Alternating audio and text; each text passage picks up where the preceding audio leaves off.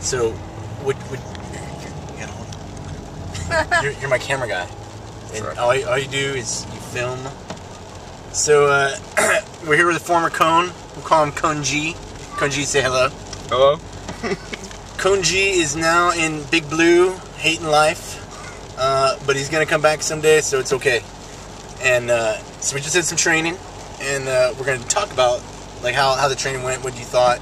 You know, did I say anything that you hadn't heard? Did you think of something? Did you get anything to give in? You know, to share?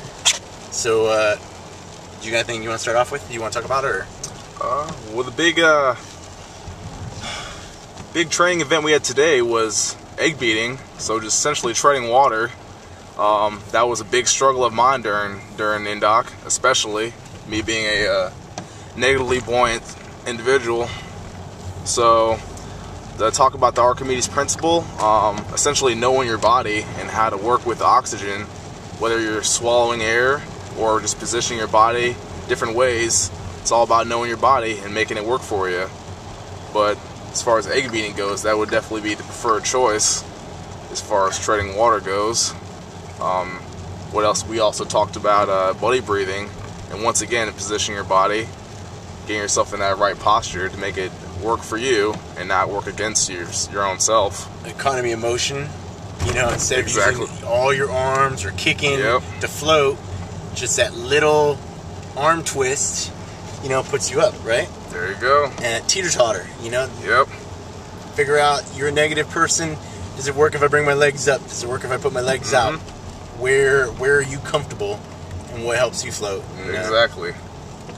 I think we're pretty good. I mean, we basically treaded the entire time. You know, Yep, hands the up, entire hands time. down. Yep. And the more time you spend in the water, I mean, there's make the water your home. Exactly. Be comfortable with being uncomfortable. Exactly. Might as well have fun with it. If you're gonna do it.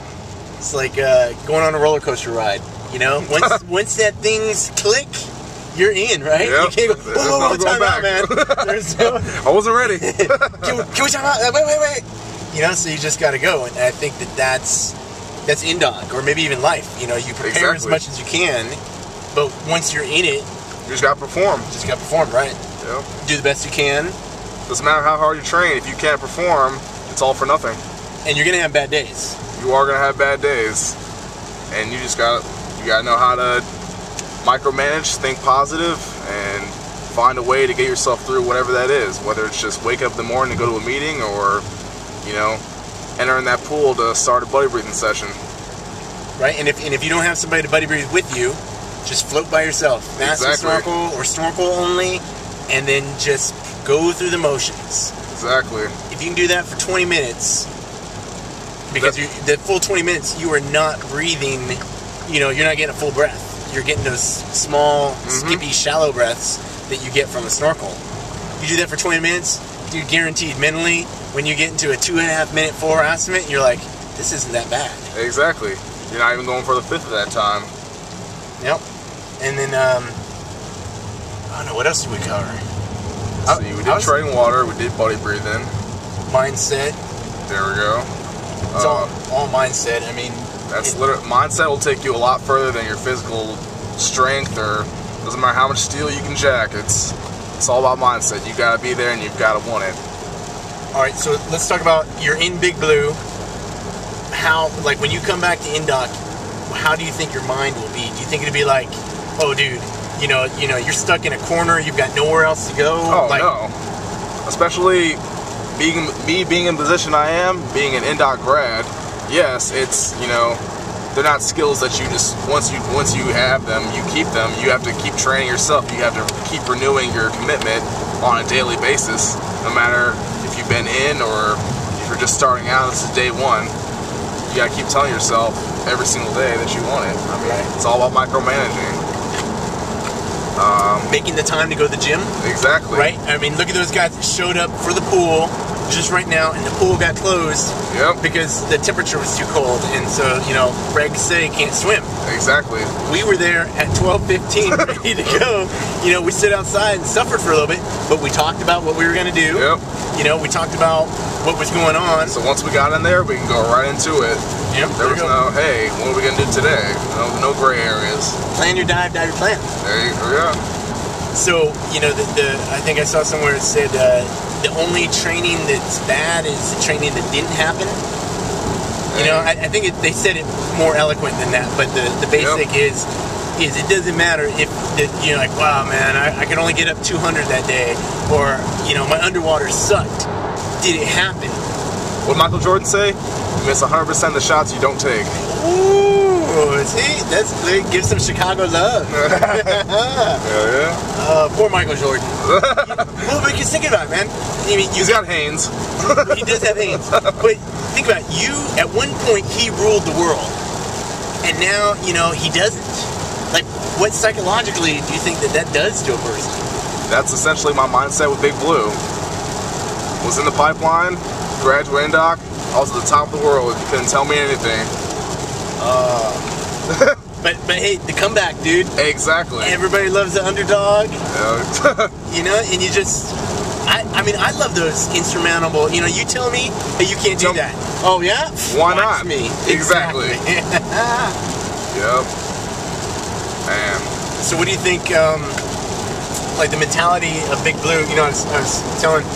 There are cones out there that have told me that, you know, are in Big Blue, and people shame them for going to the gym. Oh, yeah. On the daily.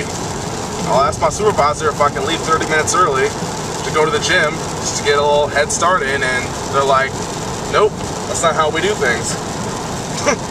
What's up with that? I mean, I understand it, you know, mission dictates, you gotta work, you know, this stuff you gotta do, but at the end of the day, you know, you might answer a couple emails, you're not gonna start anything because you're gonna be done in 30 minutes. And it's usually those same individuals who are failing their PT tests. That's a mission requirement. There you go. Not only physically, you got to be prepared, but you got to be mentally. You know, so they're thinking, oh, you know, look, I did my paperwork and my computer's good, and yada yada yada, but they can't pass the PT test. Too many people look at PT as a obligation, as a requirement. It should be a lifestyle. You should want to improve the way you look. You should care about the way you look. You know, your image. You want to be 80 and able to walk around or maybe jog versus, you know, you see people 80 that, you know, are all hunched over and scoliosed, and, you know, it's like, dude, what happened to you? You know, and I understand everybody gets old. I mean, I got aches and pains, but, you know, people go, how old are you? And I'm like, I'm 39. And he's like, man, I thought you're 32.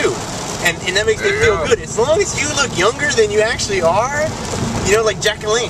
Remember that thing, the juicer guy, and he worked out? Yeah, there you go. I mean, that dude did, you know, I think he was like 90 when he died, but he looked 75. You know, if I look 75 when I'm 90, hey, there you go. I'll call it pretty good. You know? That's winning. And that's little things, you know, that's going for a jog. You know, you don't have to. Yeah, we're not talking about training for marathons or being a CrossFit stud. It's right.